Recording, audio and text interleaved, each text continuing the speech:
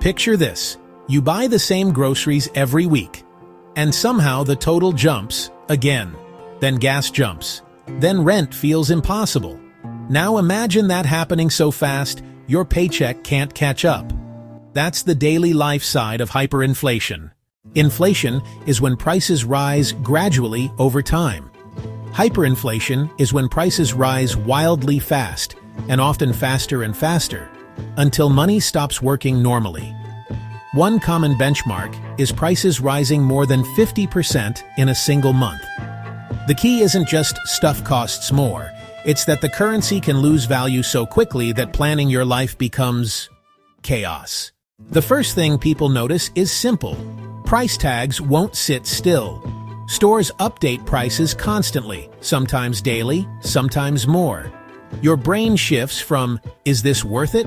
to, "Should I buy it right now before it jumps again?"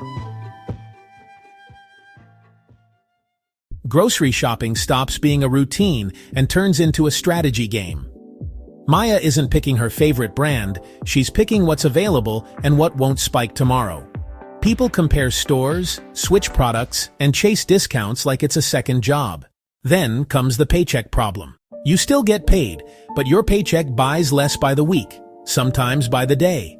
Even a raise can feel like falling behind, and a sentence that sounds dramatic becomes normal. My money is worth more today than it will be next week. When money loses value fast, people stop wanting to hold it. They try to turn cash into useful things quickly: food, toiletries, fuel, spare parts.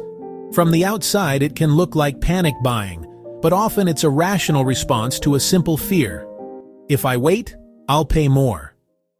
This one is the gut punch: savings. If your savings are in a fast-falling currency, years of careful planning can evaporate. The number in your account might look the same, while what it can buy collapses. Businesses adapt too. Menus may have no prices. Signs say, "Ask at the counter." Not to be annoying, because printing a price that stays accurate is impossible. Sometimes the price depends on the hour, or whether you pay cash or in another currency. Then you get cash weirdness. Banks may limit withdrawals. ATMs run out. Lines get longer. And when you finally get cash, you might need a thick stack of bills for normal errands, like groceries or a tank of gas. When the local currency feels unpredictable, people look for a steadier yardstick. They might think in another currency or track prices using something more stable, just so they can compare today to tomorrow without feeling dizzy. Workarounds grow. Sometimes that means bartering, services for supplies.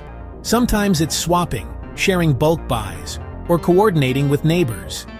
Not because it's trendy, because people are trying to avoid holding money that loses value too quickly. Hyperinflation often comes with shortages. Sometimes suppliers can't restock fast enough. Sometimes stores hesitate to sell today because replacing inventory tomorrow could cost way more. So normal items can disappear and then reappear, like waves. One of the biggest costs isn't just financial, it's mental. People spend more time price checking, waiting in lines, replanning, rushing after payday. And trust gets shaky. Trust that prices will be stable. Trust that savings will hold up. Trust that next month is predictable. Here's a simplified day in the life. Morning, Alex checks gas and grocery prices before leaving, because yesterday's prices may be gone. Payday. No celebration, just speed. Rent, groceries, diapers, prescriptions. Anything urgent gets handled fast. Evening. Maya compares prices across stores, updates the budget again, and texts friends. "Hey, where's the cheapest chicken this week?" Your group chats turn into mini newsrooms. Hyperinflation can snowball because expectations change. If people believe prices will be higher tomorrow, they rush to buy today. That rush can drain shelves, push prices up faster, and reinforce the fear. It's economics, plus psychology, playing out in everyday decisions. Okay, so what do people do in places facing hyperinflation? Not magic solutions, just practical habits. 1. Track spending weekly, not monthly.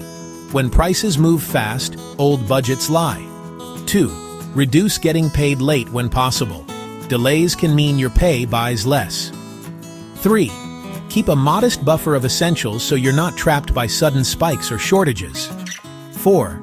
Compare big costs using a stable reference point, so you can tell if something is truly getting more expensive or just the currency changing. 5. Talk with family or roommates and agree on priorities, because uncertainty turns small purchases into big stress. And quick note, this is general education, not personal financial advice. Rules and options vary by location. If there's one takeaway, it's this. Hyperinflation isn't just prices going up.